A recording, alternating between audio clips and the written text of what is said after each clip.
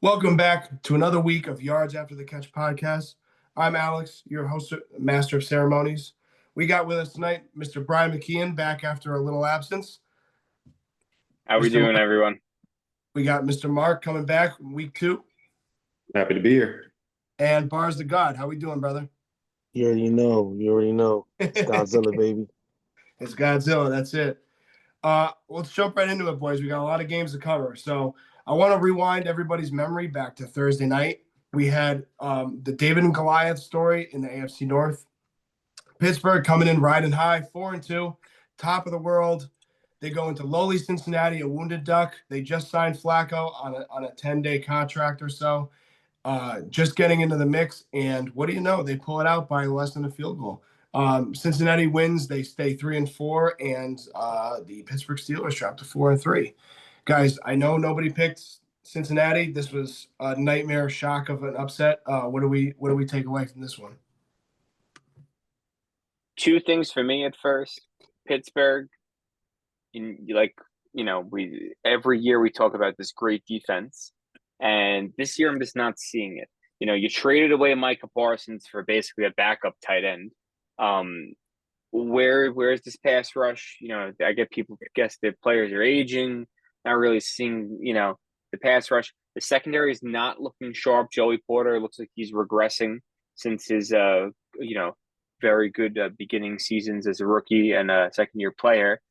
That's where this game falls in. You can't allow Joe Flacco on a short week learning, a new offense basically now after 2 weeks to really step up and put up 33 points on your defense, especially when, your Steelers, your offense, you're missing your wide receiver 2 to injury. Your wide receiver 3 and 4 is shaky at best. Your defense needs to step up and help, and offense performed even more than expected with 31 points. So that's my two biggest takeaways with this game.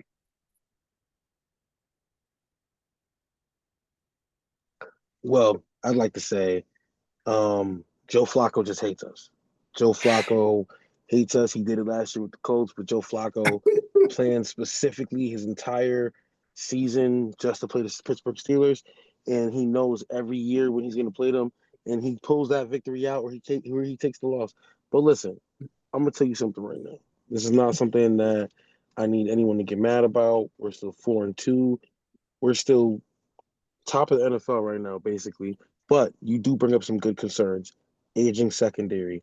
Joey Porter Jr., I wouldn't say looks like he's regressing, but he does look a step slow. He came off of injury. I just think it was a short week. They came off a very short week. They played a tough divisional game. I called it ahead of time.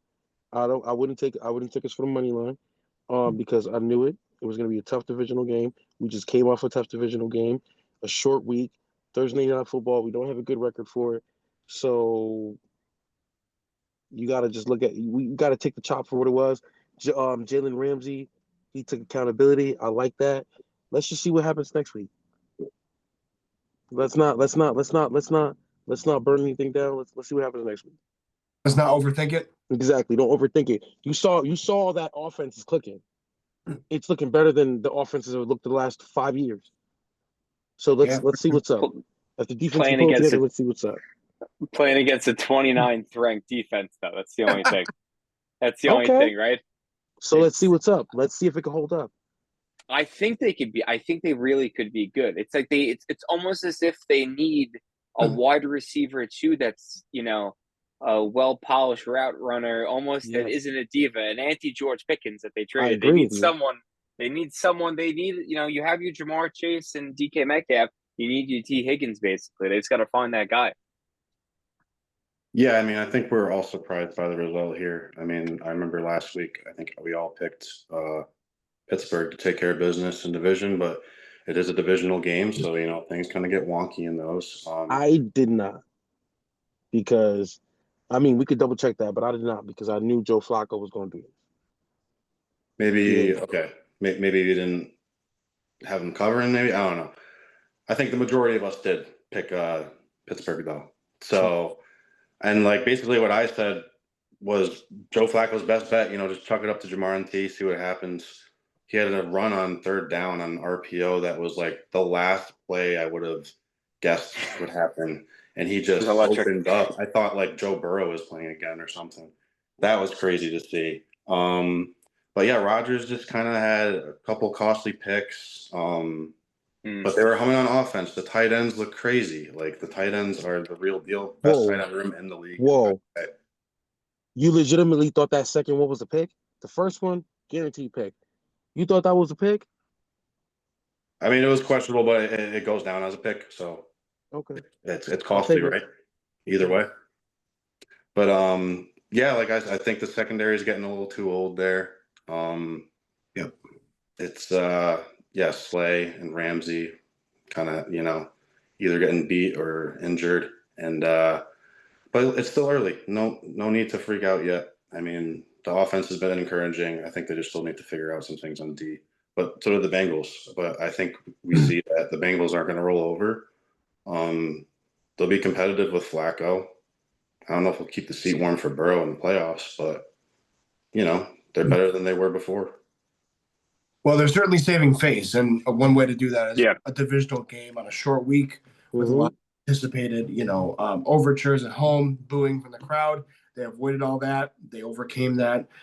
It certainly won't save their season, but on the flip side, Pittsburgh Steelers, we're not going to overreact Monday morning quarterbacking about this, but I will say that also something that hasn't been made in the commentary is that Tomlin has a tendency to play down to teams, and he's done that all through his career. So I think that ultimately Pittsburgh will be fine. They do lose that opportunity to take a 3-game lead in that division, but hats off to Cincy for capitalizing on the opportunity.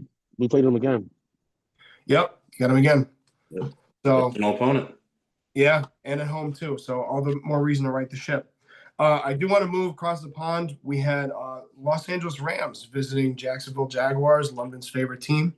Bit of not much of a shock, but the way that Jacksonville lost, I think, was really the highlight or the low light of this game and my takeaway. What did you guys think about this game? And tell me your thoughts. I think when I look at the Rams, I see probably top 3 team in football, to be honest with you. Just the way this young defensive front, the front 7 is just absolutely on a tear right now, just regarding rushing the passer and just overall linebacker coverage, and run stop. They're really doing it there. Kudos to the defensive coordinator there and McVay for just getting the pieces together. And then with the offense, even with Puka Nacua out, you have Matt Stafford turning back the clock, throwing for 5 touchdowns and almost a perfect, quarterback rating. And on a weak run day, you know what I mean? You didn't really have to rely on, Kyren Williams to Blake Corum. So it's really just, honestly, it's an ode to Matt Stafford and McVay's genius here, and a big disappointment in Jacksonville. This is where I was talking about a few weeks ago before they started winning a few games against the Chiefs, but, on occasion they look like fool's gold, and we got to really see, what they're made of. I still don't trust Trevor Lawrence, and I just don't. He's not living up still to the number 1 pick hype.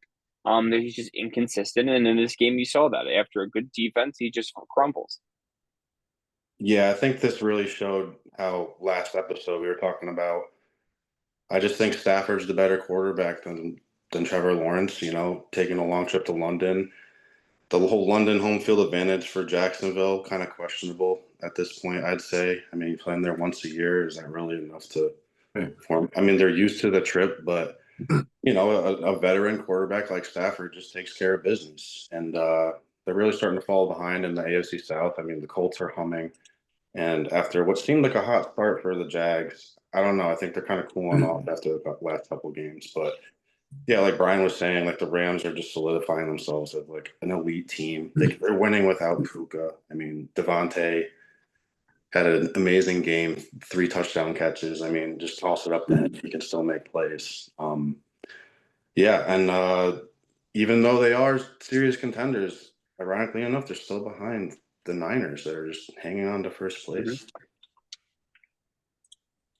Yeah. So, yeah, I don't have anything to add, really. Pretty much agree with them on their points.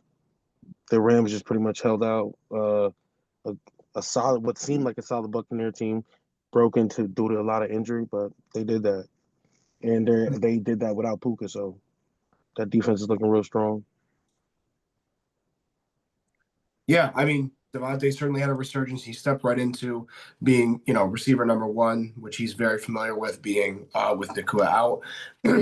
I think this offense continues to prove itself week over week and just be so electric, winning in so many different ways. It's something that McVay's shown across his entire career, dating back to Washington as an assistant.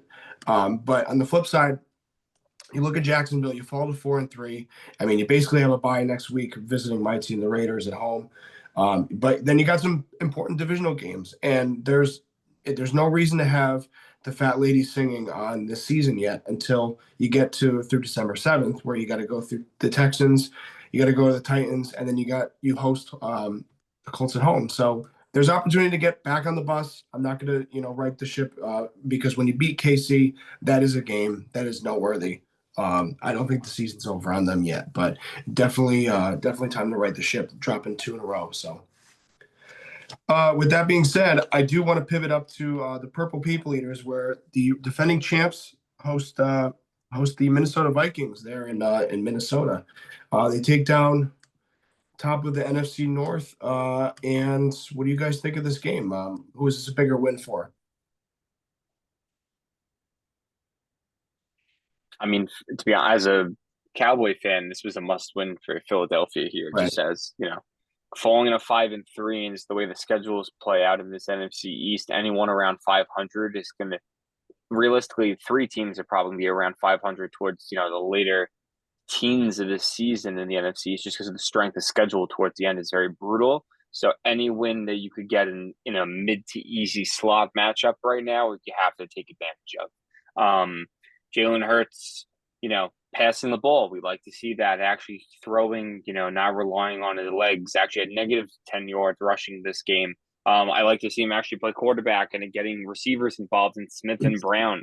Huge for them, just I think on a morale aspect, not even a football stats wise, or just winning the game. They just needed to get targets, and that's what they got. They got 13 to split between both of them. Minnesota, it's a little disappointing. I would like to see Carson Wentz go in there.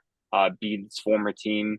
He made some good plays towards the end, trying to come back. Just those costly picks, though, in the beginning of the game, just really couldn't help him out of that end and put him in the hole that they were. So there's a lot of, Vikings are one of those teams that are going to constantly question, should have we kept Sam Darnold and would we be a lot better for it?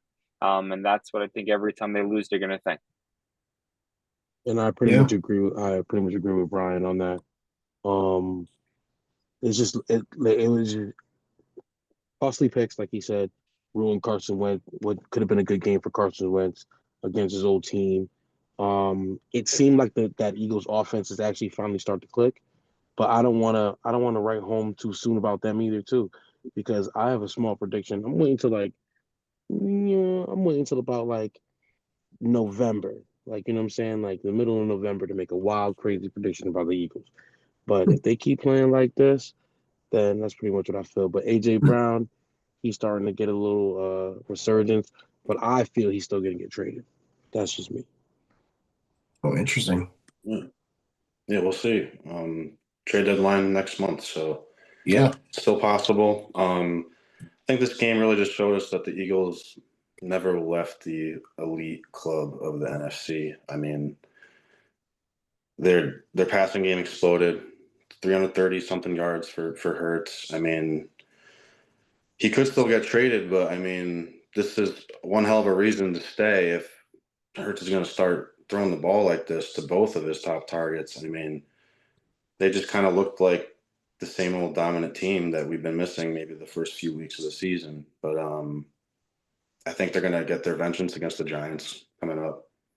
I don't think they're going to let the Giants rebuilding team sweep them. That would surprise me.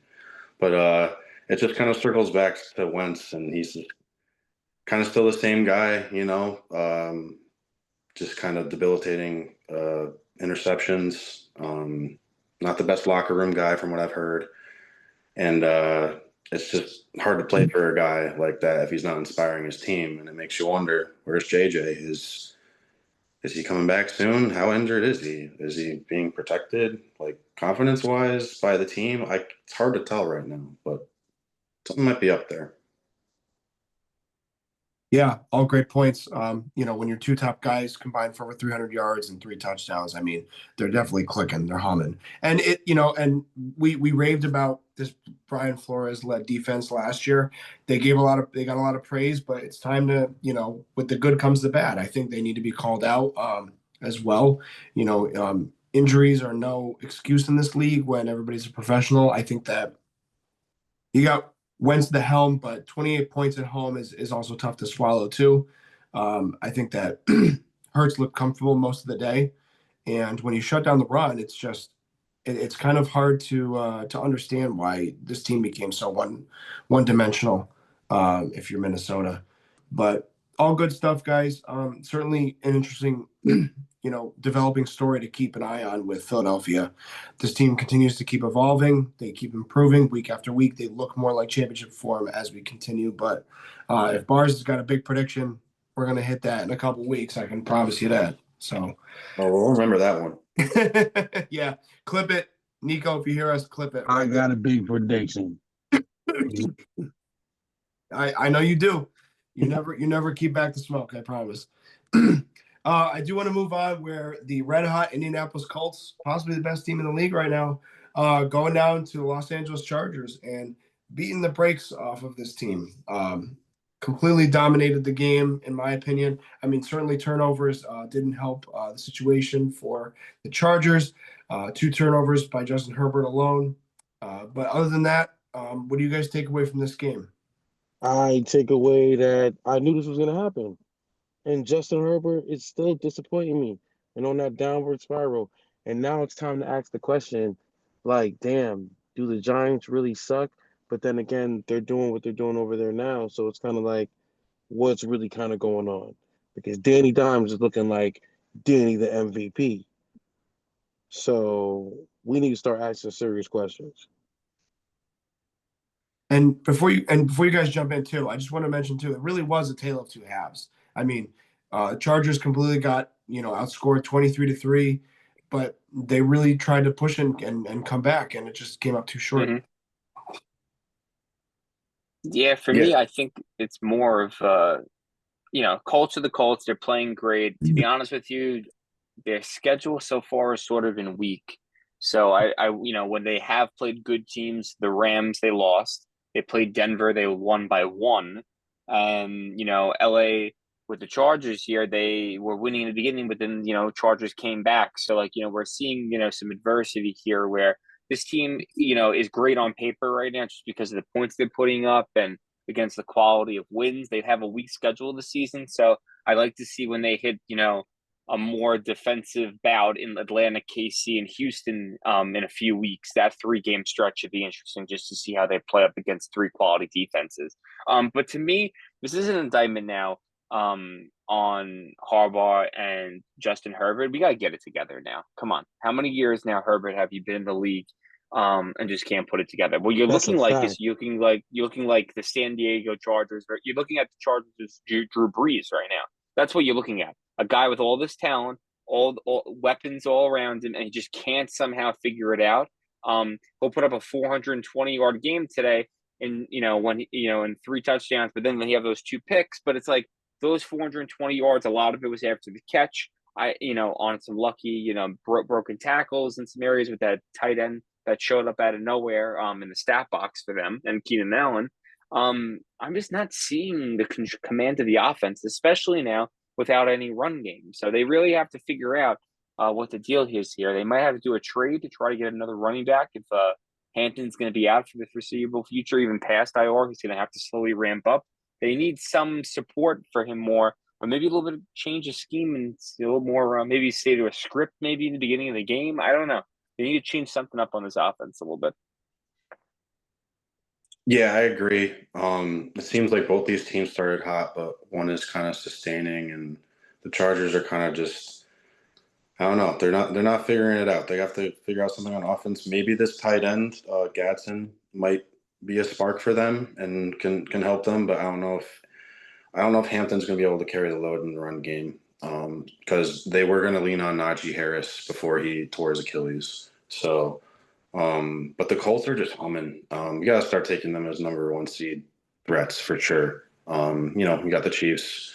The Bills are still up there, and the Steelers are up there. But I think the Colts are they're benefiting from not winning the division last year, and I think that's kind of explains the softer schedule.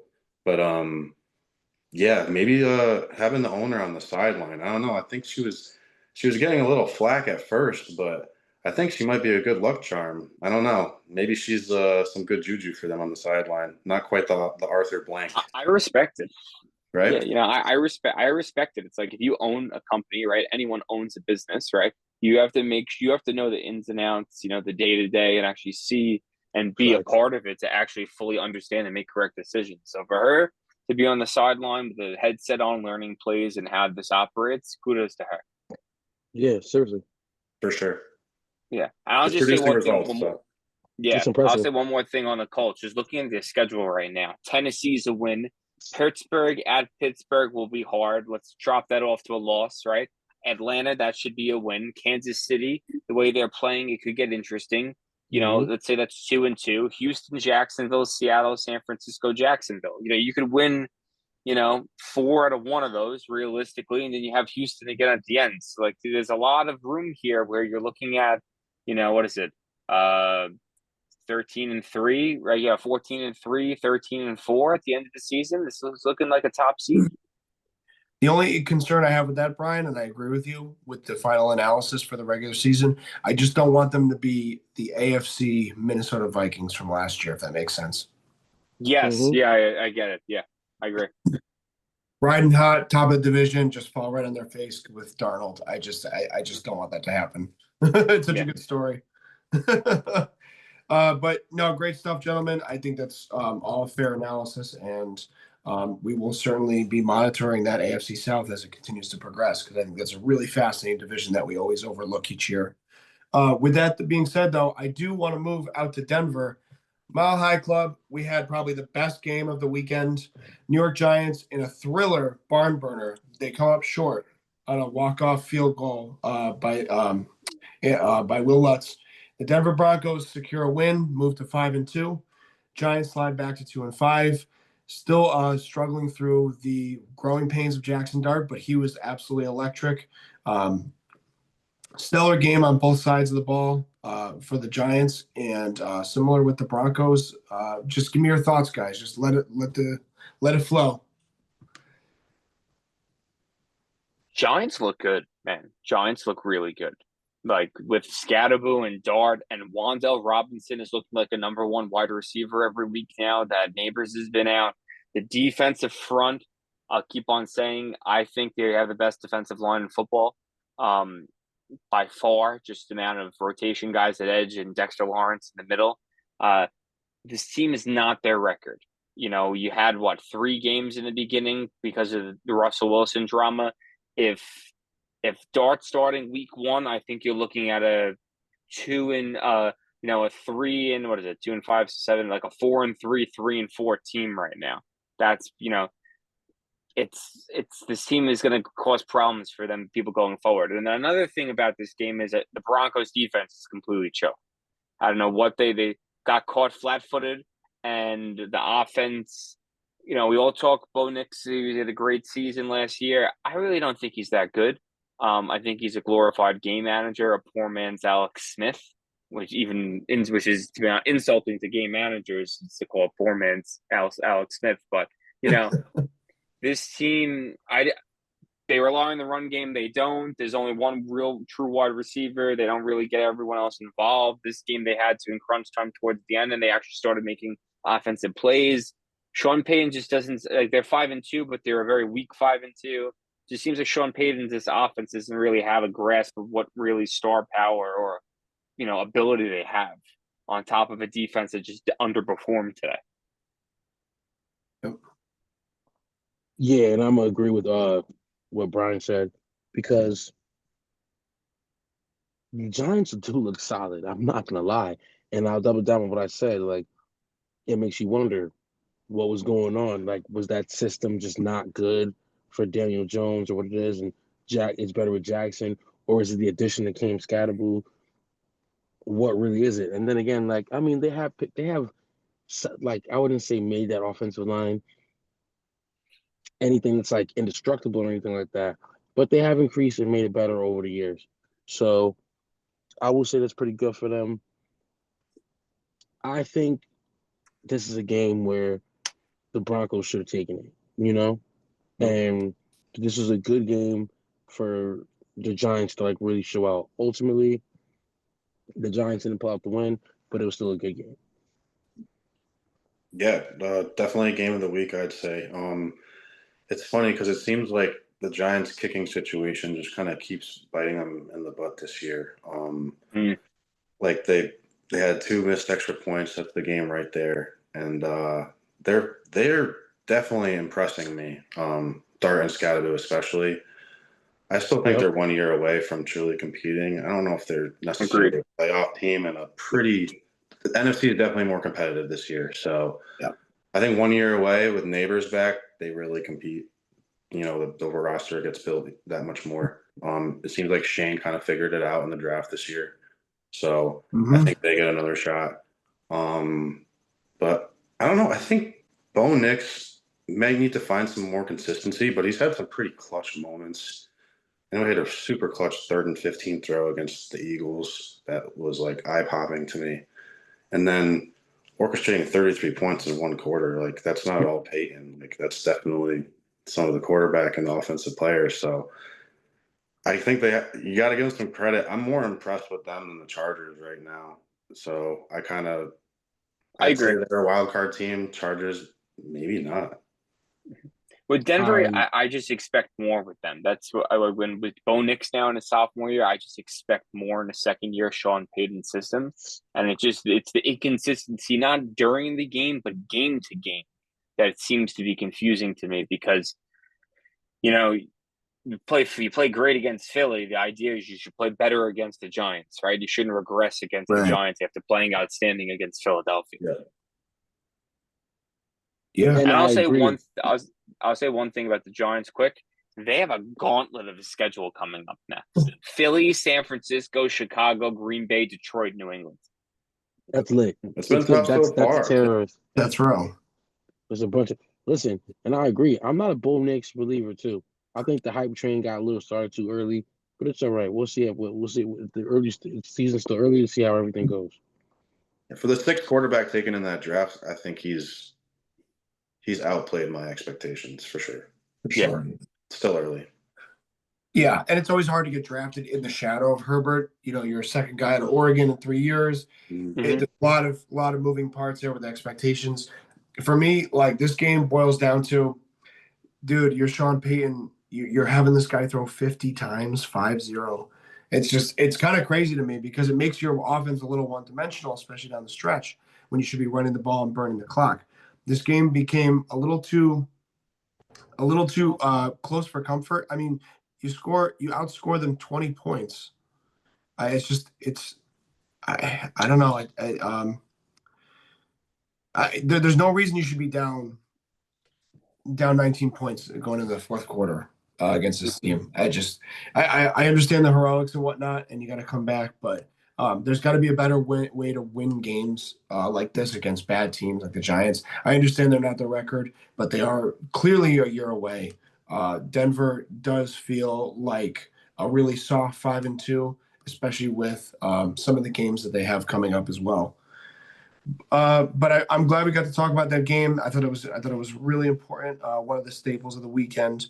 I do want to move to Washington going down to Dallas. Big rivalry, divisional matchup. Cowboys take care of business. They virtually double up Washington. Washington's in a tough spot right now, and they're in disarray. Daniels is still coming off the injury. We're not getting what we expect from a team that just went to the NFC Championship a year prior. Dallas, Dak has a little bit of MVP fever on a soft pitch. I want to hand this off first to the Cowboys fan in the room. This is a great win for us. I'll start with Washington first. You know, it looks like they rushed rush back Jaden Daniels, and honestly, they probably should keep him on ice for a little bit just to try to really heal him up. The way this season's going with them, though, they don't have a wide receiver room. Their wide receiver one is Luke McCaffrey and Zach Ertz at tight end. Everyone got hurt, decimated by injuries. Debo's going to be out for a little bit. They're talking about possibly shutting down Terry McLaurin for the season because of his leg injuries. They're just not healing up. The run game has been solid for them throughout the season, so that's one thing going for them. But the defense looks very aged right now.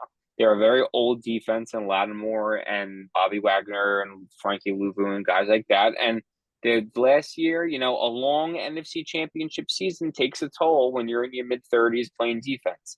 And people think, oh, it's 3 games, but you have to remember 3 games is 20% of a season, basically, right? You're adding extra miles on you. So that's with them. That's what I'm seeing right now. With Dallas, I'm impressed. Throughout the weeks on this podcast, I've been, trying to rip Matt Eberflus's head off because he refuses to run man coverage. Before week 6, they were the least in the league at less than 10% of defensive snaps or man coverage. This weekend, they ran it 47% of the time, and they had a pick 6, and they held them to 22 points. This is a key thing of you have to play to your players' strengths. Deron Bland, Trayvon Diggs were all pros, and to be honest with you, Bland should have been Defensive Player of the Year with the amount of pick 6s he had that season. You have to. They're all pro man coverage corners. They don't play zone. That's not what they're good at. You play with strengths, right? Playing man allows you to open up a lot of things for your linebackers who can't do zone coverage, right? But could play man coverage too. Shamar Jones, who's playing rookie from Florida, he was a man, a run and stopper linebacker, but he was good in man in college. So this is how you play. Offense, it's the best I've seen since I would say probably 2016, 2014 Dallas. I think, to be honest with you, I think they're humming better than the 2014 Dallas team with DeMarco Murray and Dez Bryant because, I'm more impressed in the first 7 games of Javonte Williams running than DeMarco Murray, and I never thought I would say that in my entire life. He is a mean son of a bitch running downhill. And they need to rely on him with a mid-offensive line right now. So I could only imagine what he'd be doing if he had guys like Martin and Tyron Smith back from those days. But CeeDee Lamb's back playing well. George Pickens is doing really good. Jake Ferguson's an all-pro tight end right now. Dak's MVP right now in my book, and it's not, for the sole reason of this season at 3-1 with the worst defense in the league up to this week. He's commanding this team to wins. And if he's going to need to do it going forward, hopefully in the trade deadline we get a few pieces. But this team could be a wild card team. Stephen A. Smith even said it today on ESPN, which I'm shocked about. So we have possibilities. I actually kind of agree. I think they could be a wild card team from what we've seen at this point. I mean, their offense is good enough to keep up with the best offenses in the league scoring wise. And if they're playing defense like they did this week, then hey, who knows? Watch out. I mean, you mentioned Javonte Ferguson. Pickens is just playing unreal. I think he's surprising me the most. He's going to get paid, and I don't think it should be by the Cowboys, to be honest, because I don't know if they can afford it. So he's going to be an Oakland Raider. Yeah, that makes a lot of sense. I think that's a great fit, actually. So I'd enjoy him this year, but I think he's gone next year.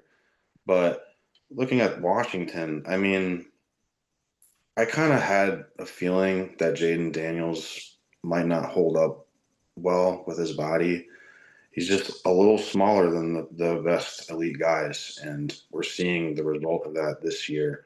And after an amazing rookie season, arguably overachieving in the playoffs, when they were in the NFC Championship, I wasn't really expecting them to get back there this year. And we're kind of seeing how that's playing out. And I hope he gets back, but it's just multiple injuries early on. Old team. They had a lot of young 1-year contracts from last year in the off season. And it's I'm surprised. It looked like the Cowboys might actually be the better team, which I don't know if anyone would have anticipated going into the season. Yeah, I mean, I don't. I agree. I don't pretty much have anything much to add. Let me ask you this, Bars. Where do you rank with a healthy CeeDee Lamb back in the lineup? Where do you rank this tandem of receivers with Pickens and CD across the league? Oh, they had a great performance. They had a phenomenal performance. I would say they're probably like top three receivers right now. Now that CD's healthy, they're probably top three because Pickens is going to catch that ball, and now he's feeling himself after that last game.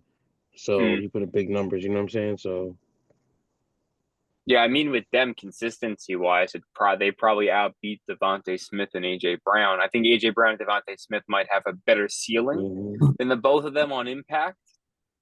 Just because CeeDee Lamb's great, but he at the end of the day he's a slot, and he doesn't get full opportunity of taking control of a game as an AJ Brown would. Um, Besides them, I guess Puka Nakua and Devontae Adams. I'm trying to think who else really would be in that echelon of T guys. and T and Jamar when they got a guy throwing to him. Yeah. Exactly, yeah, that too. So Yeah. you're looking at least top four guys right there. So I would even say a four, maybe at five you would do, let's say, Keenan Allen and Quentin Johnson this year, but it's a lot of good receivers this year. I just talking about Dallas quick. Their next three games could be 3-0. Denver, Arizona, Vegas. You have to go. You have to win out right now and go 6-3-1 going into Philadelphia, at Philly, because then you go into Kansas City and Detroit and Minnesota after that. So you're gonna have four hard games after this mid three. So they have a Mhm. lot. They have a big undertaking coming up right now. Yeah, absolutely. Lots to unfold with this team. Very exciting. Obviously, with that 500 record plus the tie, I think they could really go on a run here, like Brian said. But I was just really impressed with the way that this offense is humming. They won every statistical category. They kept the pocket clean for Dak. He only got sacked once in this game, and they took care of time of possession. So they played a clean game. Dak was comfortable.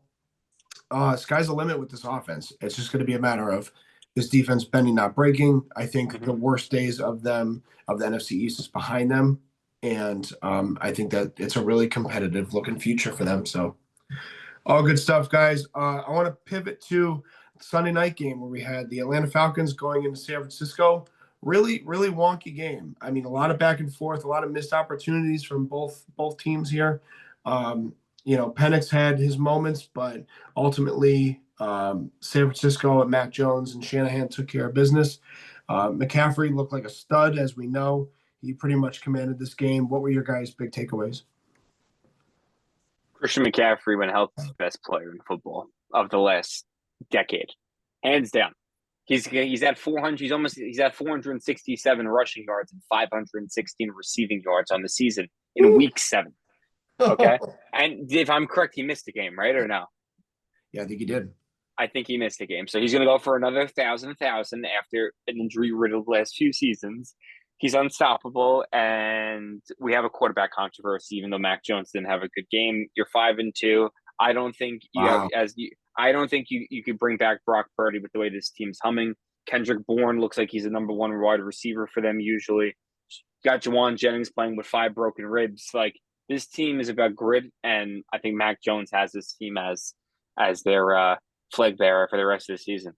Yeah, I would have to agree. It would be hard. It would be hard. They'd be hard pressed to put Brock Purdy back in with the way Mac Jones has been playing.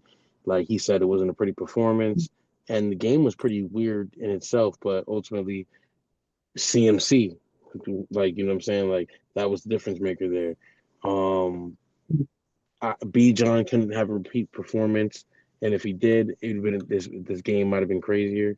But ultimately, in the end of the day, it's the 49ers. And I feel like this is a game like we should keep our eye on because it's like, damn, you let the Falcons press you this bad. Like it wasn't like it wasn't a blow. I don't think it was a blowout because I was watching that game for like the most part. I didn't get to finish the end. But I did see this, huh? It was competitive It was most of the game. competitive. And Yeah. I saw the CMC touchdown that pretty much pretty much ended the game. So like I would say like it's too competitive. Fred Warner's down. This team's riddled by injury. I think they're a wild card this year. You know, like I don't think they're and I ultimately I don't think they make the playoffs. Maybe honestly, I don't even think the wild card. I don't think they make the playoffs. Mac Jones is playing good, but I feel like he's gonna regress because eventually, or not even regress, he might play good, but the defense is just gonna give up too many points. But here's the thing, Bars. Don't you think it's more about the system that Shanahan's created that will carry this team no matter who? Yes, yes, and I do believe that's true in itself. And I was gonna say that actually, and I got caught up in my own point, but yes, I believe that eventually they would have won this game regardless. Okay. It was a sloppy win, but I feel like they would have won this game regardless because of the system.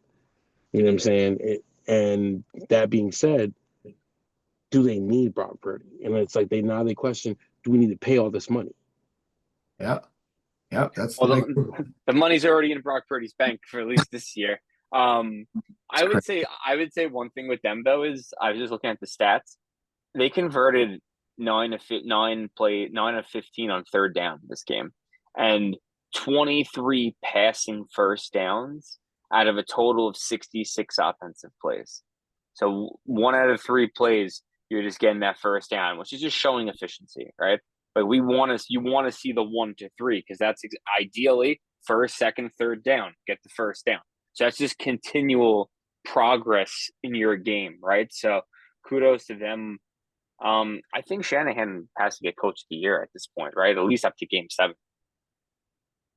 Yeah, I'd say at this point, it's showing that this is maybe one of the best coaching years of his career. They're hanging on to the division lead with Kittle out, Ayuk out, Jennings is banged up.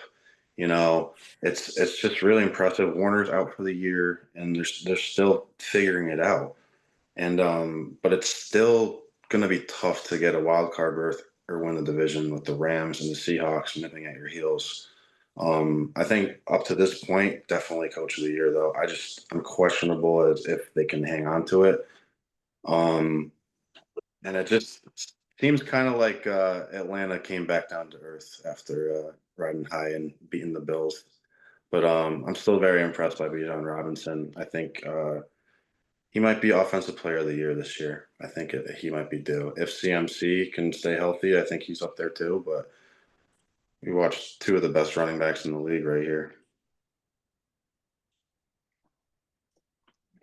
And this game really felt like haves and haves not with coaching. I have nothing against Atlanta's coach. I'm blanking on his name at the moment. Raheem Morris. Raheem Morris. Thank you. I was confusing him with. But anyway, so I think that debacle at the end of the first half, costing them 3 points, maybe 7, I think was crucial in this game where there's not a lot of points scored and the spread was pretty thin. But I think Atlanta really just boils down to a lack of discipline because week to week, you don't know what you're getting with this team. Like Mark said, I had put myself on Front Street looking like an ass now, halfway through the year, picking them to be a possible NFC wildcard team.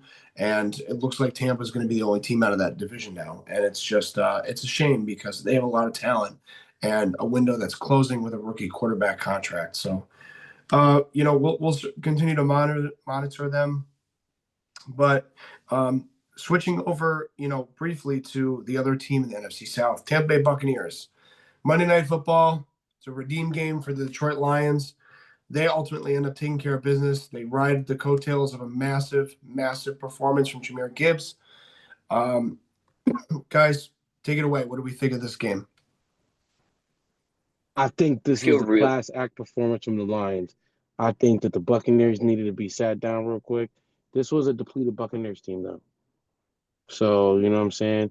But if Jahmyr Gibbs keeps playing like this, I think he got my vote for Offensive Player of the Year. I'll tell you with this game, I just feel bad for Tampa Bay with the amount of injuries they're having right now in the wide receiver room. I grew up, Mike Evans is one of my favorite players ever in the sport. 11 straight seasons of 1,000 yards is probably going to come to an end now. And to be honest with you, he's tied with Jerry Rice. I think his Mike Evans 11 straight is a lot harder than Jerry's just because Mike Evans is more of a 50-50 deep ball guy with very limited route tree. compared to Jerry Rice, had a very expanded route tree where, he's covering the entire field. So I think for what Mike Evans has done for this Tampa Bay team for over a decade and a year now, such great, kudos to him and good for you. We might be the last time we've seen him play. He may retire after this. We don't know. But Tampa now, you have to rely on you guys. The rookie, Emeka Egbuka has been playing lights out. You got to ride on him and Tez Johnson now, two rookies basically in the mix, with some vets and Shepard. So Bucky Irving is supposedly coming back this week. That will help them in the run game with Rashad White. They're going to lead this division. They'll probably win the division. This just might be a little harder now for them. With Detroit, it's full cylinders. This team that Dan Campbell's put together is phenomenal, and they're going to continue to be great. Relying on Gibbs, and with them, I think always it's going to come down to their defense. If the offense, I'm not ever worried about. Is their defense is going to hold up game to game, and this game it did. Hopefully next game it does for them as well. But that's always their Achilles heel in Detroit. It's that defense. Yeah, I mean, I honestly think they got some dudes back on defense. I mean, Aleem McNeil coming up in the middle is a big time force for them. DJ Reader, he's been kind of around the league, but he is a stud. Hutchinson, just one of the most dominant defensive ends in the league. So I think they're kind of not as injured as they were last year, and it's showing. So, but on the other side, Tampa is just too hurt right now. I mean, that was a weird injury with Evans. I thought he re-injured his hamstring, but it ended up being a concussion / collarbone injury, which was just, I don't know. He landed very brutally. That was tough to watch, and it's a shame because he's a Hall of Famer in my eyes. But it's good to see that Irving's back. Hopefully Godwin gets healthier and can contribute like he used to. It's just hard to beat Detroit at home. That is quite the atmosphere. Kind of makes me want to go to a game there, honestly.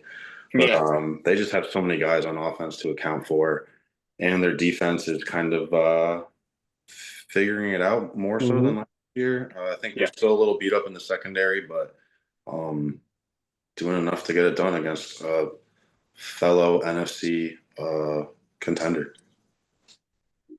So, damn, I lost my train of thought.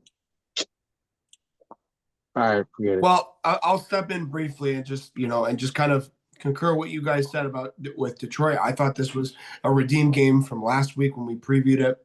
I thought Tampa would, certainly take kind of a week off. We know that they're going into the bye, which couldn't have come at the best time for them because they're racked up with injuries. And it's really a shame with Mike Evans. I think that was a huge coaching blunder in pre-game talk with Todd Bowles.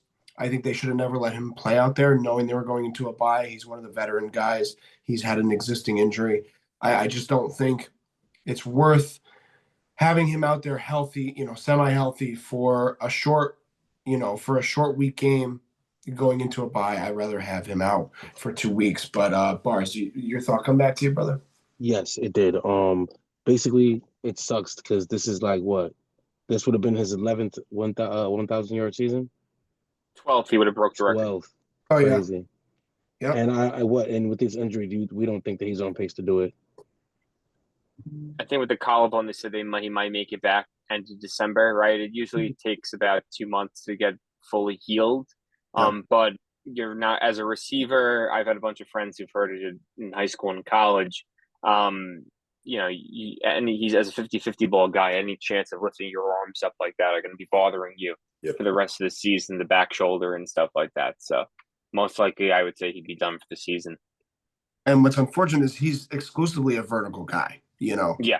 That's why it's so hard, though, the 1,000 yards for 11 straight, though, right? That's literally saying I'm going to out jump you every single time for 11 straight seasons. Yeah. And, after the bye, they got a nice cushy Saints game, but they go right back into death's row. They got to play New England and Buffalo back to back, and you got the Rams. So it's not easy sledding. They're going to certainly narrow that gap in the NFC South, but just got to root for Baker and pray for the best with these guys' health. Houston Texans, last game I want to cover for the weekend, the other half of the Monday night games. Houston Texans going to Seattle. don't quite get the job done. Seattle improves to 5-2. Sam Darnold plays semi-pedestrian game, but Coach Mike McDonald has those guys loaded and ready to roll. They go in and get a convincing win, 27-19. How do we feel about Seattle, guys? What do you take away from this game? I like Seattle. I don't like the stupidity of having a wide receiver to throw an interception during the game. There's no reason why Cooper Kupp is throwing the football. Sam Darnold had a shaky game, but he came back and responded, which was good. Jackson Smith-Njigba is the best receiver in the league right now for yards, at least. For them, it's the run game that confuses me a little bit. Like, which guy do you want to go with? Because it looks to me that this team likes Charbonnet a lot more than Walker, even though I think Walker is the more physical back. And if that's the case, it seems they're constantly having to do almost like a back and forth of which week someone gets the most carries and who's the bigger diva in the room. Send one of them off and just focus and make one guy a bell cow almost. I know you want weapons, but sometimes you're stunting the team because you're using a guy just because he's in your room instead of focusing on the main guy, which looks like Charbonnet has the hot hand this entire season. So for them, I think it's some continued more of an offensive identity.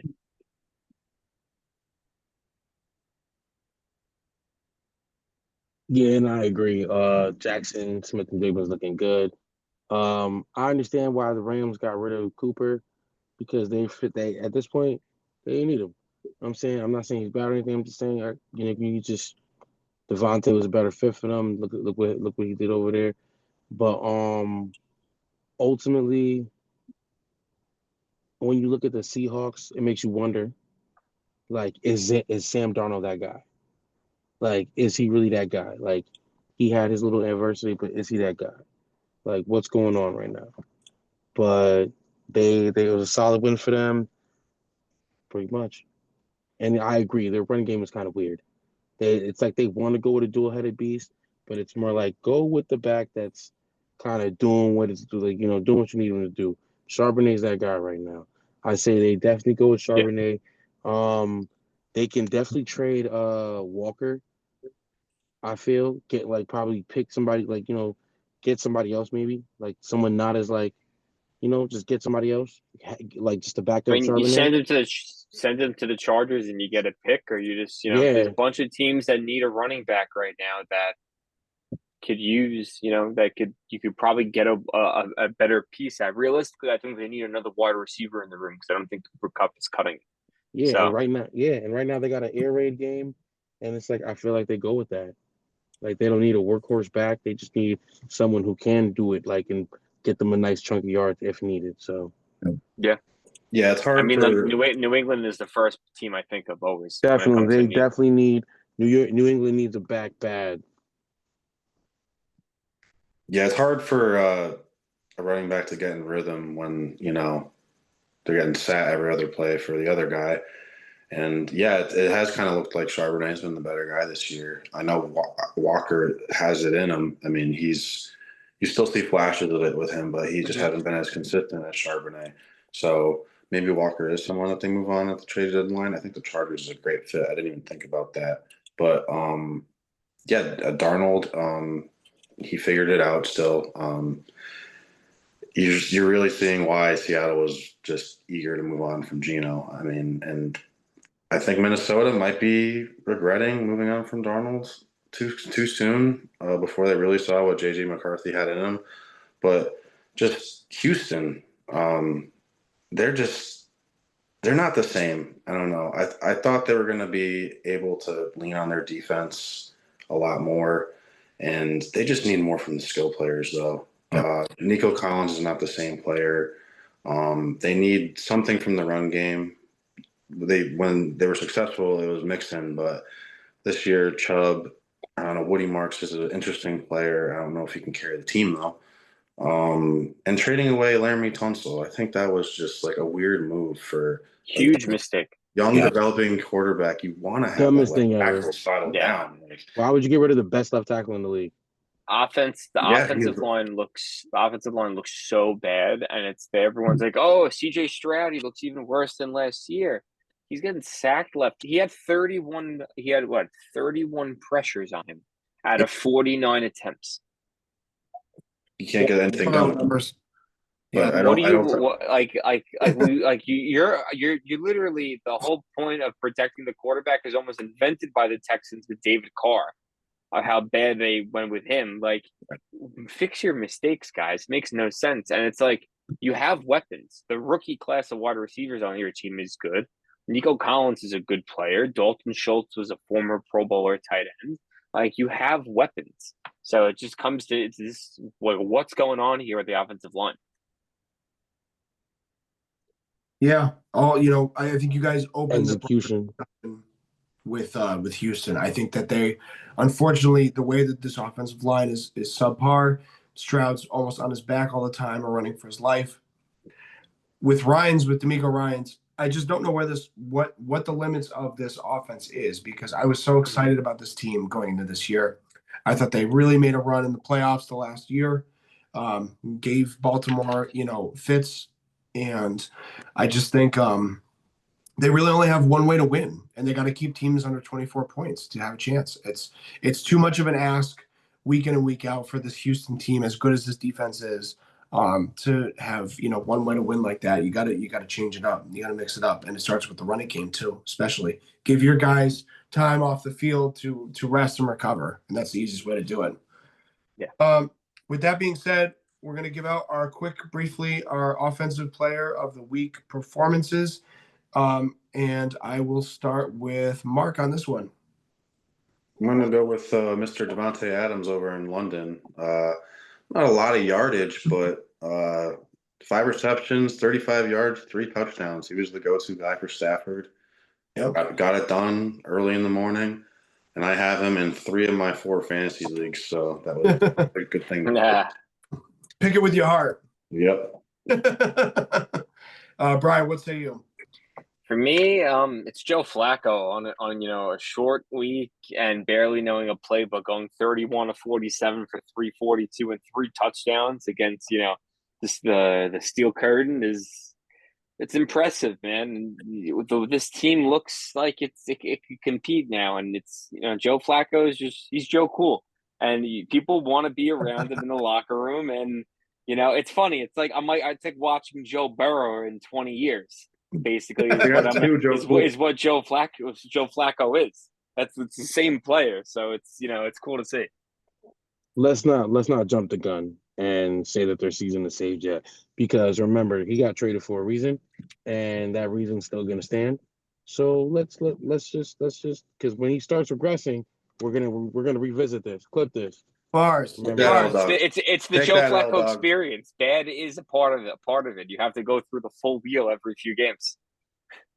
Bars, for me, you forget the name of the segment, Offensive Player of the Week. But go ahead, my brother. Go ahead, man. I'm gonna have to give this one to Jahmyr Gibbs. Yeah, good pick. Yeah. I got to give this one to Jahmyr Gibbs. He had 136 yards, like about 8 per carry. 78 was his long. He had 3 receptions, 82 yards, and he had 2 touchdowns. So you kind of got to look at that. He was solid. He had a great game. They had no answer for him, and I feel like with that, he's only going to ramp up and get hotter. I'll say this quick. Alex, you should give your pick quick. Unless I jump the gun. Go ahead, Brian. I'll go ahead after you. No, I might jump your pick. I was going to mention another person that probably should do it. So I'll let you talk first. Go. All right. Well, this really hurts me. I feel like I'm stabbing myself. I got to go with Pat Mahomes.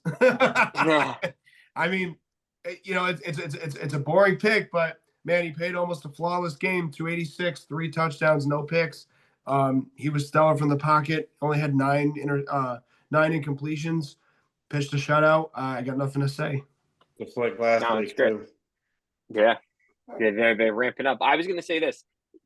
Christian McCaffrey's a generational talent when he puts up 24 carries, 129, 2 touchdowns on the ground, 7 for 72 receiving, and he's in none of our player of the weeks. None. It's just expected now. Yeah, it is. That you have to put up 40 points in fantasy every single week because you're that great. Yeah. No, absolutely. Similarly, defensive player of the week, Lots of great games to choose from. Lots of solid performances on a player level. Brian, what say you? What do you got? I mean, for me, he's in a loss too, which I'm shocked to say. I never thought I'd pick it like this, but just from his season, Brian Burns, defensive end of the New York Giants this season, Mhm. is playing lights out. I think he has like Yeah. 3 2-sack games already, tackles for a loss, fumbles. Like I said before, the Giants' defensive line I think is the best in the country right now in the NFL, and they're really just locking it down over there. But Brian Burns is a solid week. Sucks to see that loss just because makes it bittersweet, but a good hard fight on him in this week. Bars, chime in. What do you got for defense this week? For defense, this one, it's kind of, I'm not gonna lie to you, it's kind of hard to pick one, but I'm gonna go. If I had to pick someone, man, I would probably say it's gonna be up the Rams defense. Cam Curl. He didn't really do anything too crazy, anything stand out. Honestly, I don't know. It's hard. It's really hard. Jared Verse. I wanted to give it to him anyways. Jared Verse. We'll give it to Jared Verse. He had a sack. I think he's just going to continue to have a monster year, and pick up from where he left off last year. This defense is really strong. They held. Yeah, it is a weak Jaguars team, but Trevor Lawrence still threw for 269 yards. You know what I'm saying? Like, he can do that. So, like, you got to be careful of those kind of things. So if you let up on defense just because he's over there throwing the ball, you'll end up like looking like a fool, So I just think that team that they have a very strong young defense, but I think with Jared Verse leading them, they got good. I went with Cam Curl because he's got like 8 solo tackles. You know what I'm saying? But Jared Verse, he didn't really have much pressures, but he did have a sack, tackle, yeah, and a tackle for loss. So it was pretty good. It was significant. Yeah, good Like, stuff. and it's the intangibles sometimes that you don't see too. The stats Yeah. that don't pop up on the sheet. Yeah. So if you were watching Rocking that them game, out. he was everywhere. Yeah, 100%. Mark, my man, what's your takeaways on defense this week? So I have Kayvon Chase on the New England Patriots. He recorded his first 2-sack game, and he had a forced fumble return for a touchdown against Cam Ward. Really broke the game open. And I kind of wanted to give it to him because he didn't have the best start to his career. He was first-round pick in Jacksonville. I think he was on the Raiders, maybe another team too. And he's kind of found himself in New England, and he's producing games like this and the Mike Vrabel defense. It's encouraging to see. I mean, I don't love to see it in New England, but I remembered his name because he's got a cool name, and it's cool to see him having some success. And Yeah. really made an impact on Sunday. I know it's the Titans, but the Patriots Win to win. Humming. Well, and they kept that team to a low score too. I mean, it doesn't matter who it is; they're all professionals. Yeah. You definitely stole my pick, so I'm a little pissed, but it's all good. I think the elephant in the room is Micah. 3 sacks, 5 tackles, QB. Yeah, we don't talk about that guy no more. Yeah, I know. Big traitor in the green and gold. Yeah, But can't stop the run. Don't make excuses for Jerry Jones. Come on. Yeah. But no, taking care of business on the road. Green Bay, big win for them. Micah was a big part of it, so I'll keep it short and sweet there. I'll mention one thing about the Packers. They might be the weakest 4-1 team I've ever seen. I cannot understand what is the problem with that offense, and it looks more and more every day like it's Jordan Love, because this team should be, undefeated but beating teams by 20 plus a game. I just don't understand how they're not as good as the people around them. It's very interesting. Yeah. Well, I'm gonna just give an honorable mention to Byron Young. Just get ready for hearing his name more pop up in that defensive player topic. Right now, he's tied for leading the league in sacks. And correction, him and Jerry Verse had 2 hits. So just gotta watch out for that. Yeah, versus a great player that never gets any love with that Rams team because they got studs everywhere. But he's a great player week out after week. So good shot, Bars. We're gonna go rapid fire. Looking at week 8, great slate of games. I do want to start with the Minnesota Vikings going to Los Angeles, the Chargers tomorrow, Thursday night football. Right now, it's -3 for the Chargers at home. The spread, the over/under is 44.5. Guys, what are your picks in this game? Must win for the Chargers. So I have them winning by 10. Wow. Yeah, I agree. It's a must win, and I have them covering too. It's a home game. They have to figure it out, whether it's Carson Wentz or JJ McCarthy. Yeah. You got to beat them. It's time if you want any chance of being a wild card team at this point. Season-saving game. Yep. Oh no, the losing streak continues. With Minnesota, for real? Yeah, for real. I feel like Carson Wentz about to pull something out. Jordan Mason about to do something. Everything. Listen, Jett is about to have a game. It's about to go down. All right, I'm clipping it. Clip that shit. Clip that shit. Chicago and Baltimore. Baltimore 6.5. 49.5 is the spread. Ravens at home. Chicago visiting. They're 3-2 right now. What do you guys like in this game? I like Chicago in this game, and I think I'll probably take them to like blow these guys out. What's the points on this one? It's 6.5 right now. The over/under is 49.5. 49.5 for points. Yeah. I'll do the 6.5. I don't want to touch the points. What do you guys think? I think Chicago wins outright by at least touchdown. Mhm. With or without Lamar Jackson starting, to be honest with you, this Ravens team is really bad on defense. Suspect. It's the worst I've seen in a very long time, and the offense just doesn't click. Henry looks old, which I've never thought I would say, but he looks old. And yeah, this team is looking like it's gonna be like a 3-13 team.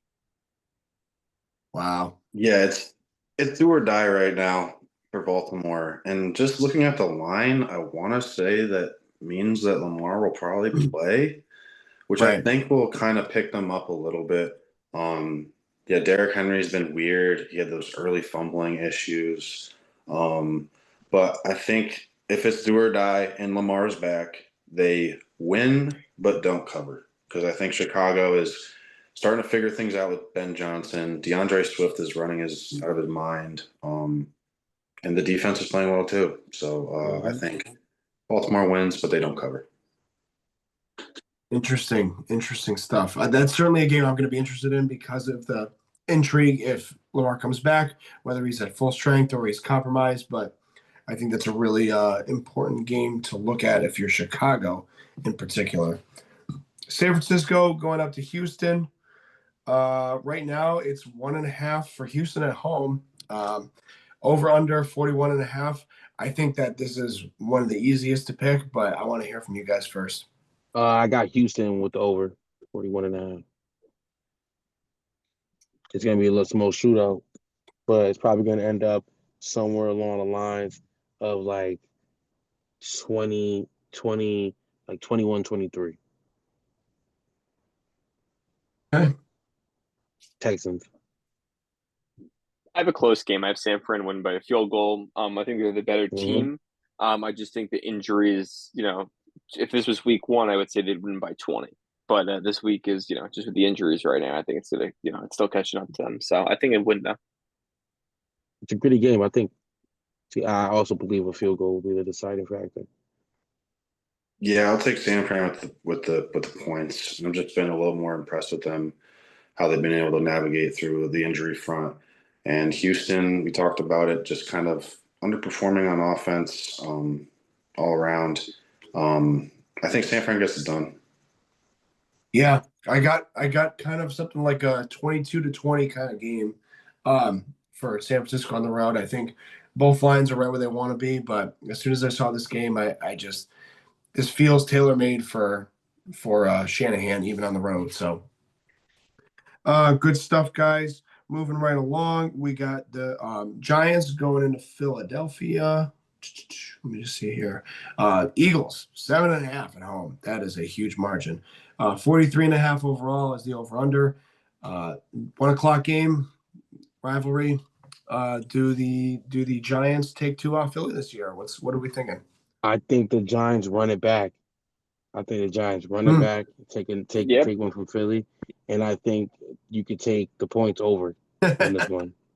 Mark shaking his head. Mark, what do you think? I don't think Philly lets the Giants sweep them, especially after that performance last week. I think they're riding high. They're flying like Eagles. And that's what's gonna get to their head. They flying too close to the sun. I don't know. They're a Super Bowl winning team. I don't think they're going to get too into their head. I think they always knew they were the team that they were last week, and the Giants are still figuring it out. You know, Dar's still throwing bad picks. He's not protecting himself, and just giving up 33 points in the fourth quarter. I don't know. Something says I have more faith in the Eagles. My brain wants to say the Eagles, but my heart wants to say the Giants after seeing how they played offensively against Denver. I think the loss last week was just a tribute to Denver. They got some lucky breaks there. There's some interesting calls at the end of that game that were not in favor of the Giants. But just looking at injury report, Dory Jackson on Philadelphia's in concussion protocol right now, and AJ Brown is questionable with a hamstring injury. If both those players aren't in there, you're having a weakened cornerback room and also missing your wide receiver one. Giants are starting to look like it's an even playing field. So I say Giants win by a field goal. With the new kicker, whoever they signed this week. They gotta. Oh, they cut the guy, so I don't even think they have a kicker right now. I think they're still trying it out. Yeah, this is a game I have circled on my calendar. I think it's going to be must-watch TV. So, a little less more than must-watch TV, but certainly an intriguing game for football fanatics such as us. Tampa Bay going into New Orleans, a hobbled team off of a short week. They're getting 4.5 still on the road, but it feels like a trap. 46.5 is the over under. Kellen Moore, tough nitty gritty team, even with one win. What do you guys think of this game?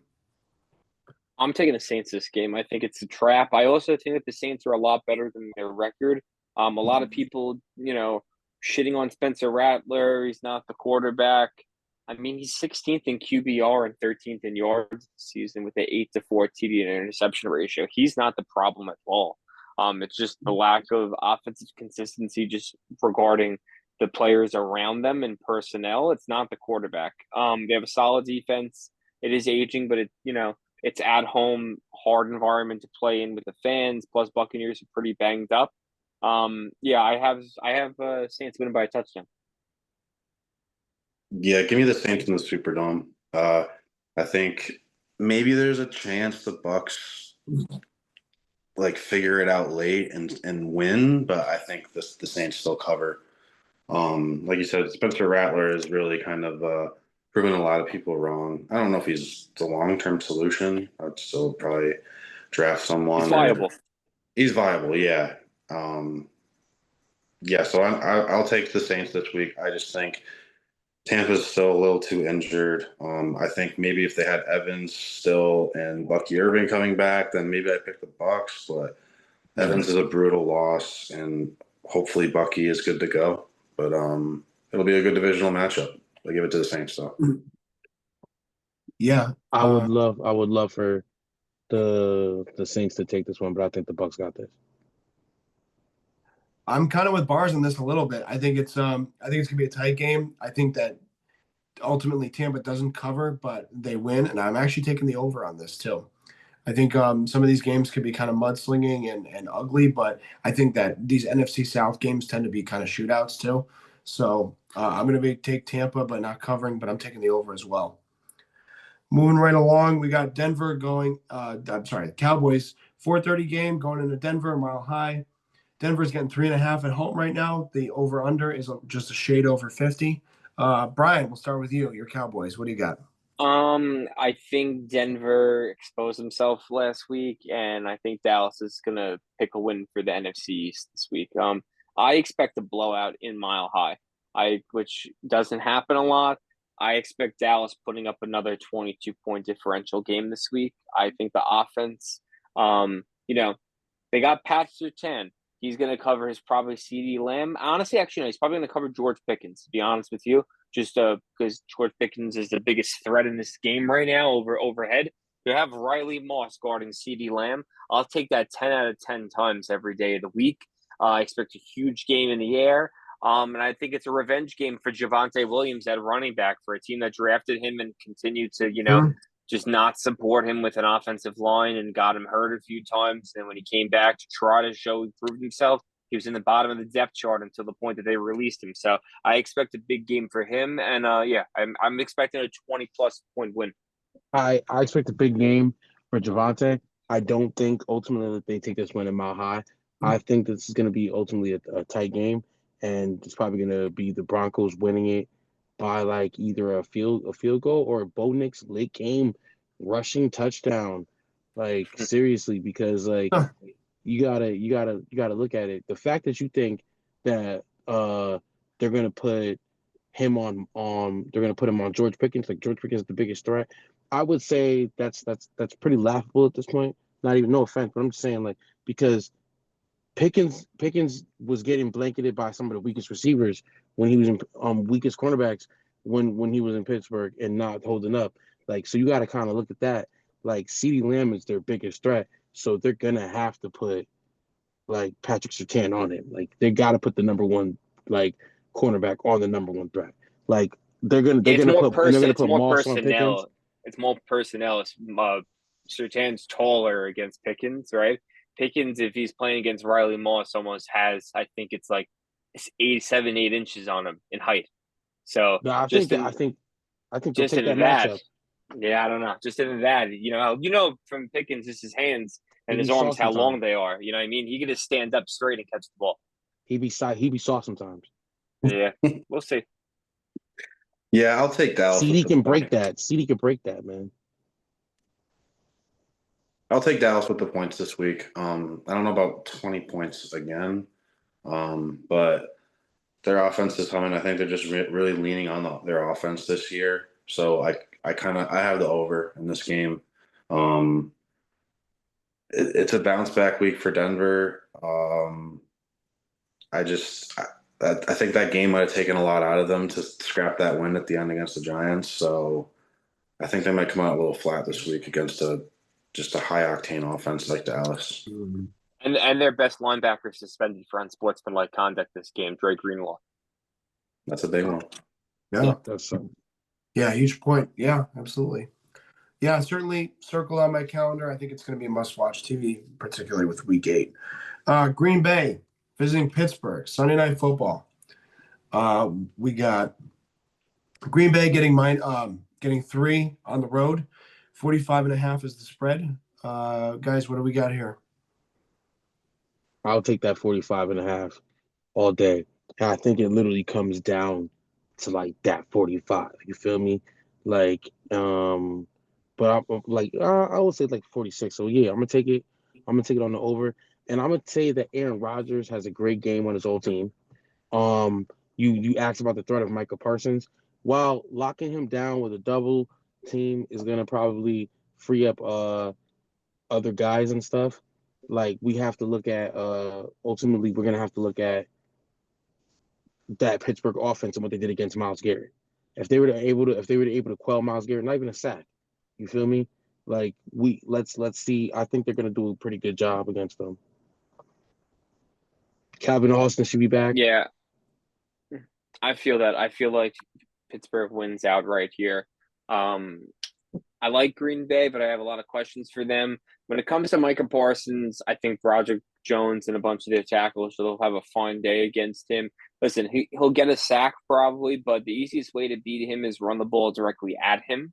He can't defend shit. He's too thin and too small when it comes to that. And when you have pass rush, let them come. You have Jaylen Warren and you have Kenneth Gainwell, 2 very good receiving backs. Screen right off the side to them, and you don't ever have to worry about the pass rush.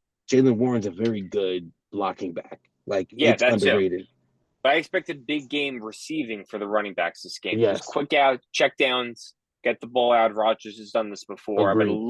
I'd love to see him be the 5th quarterback of all time to beat every single team in the NFL.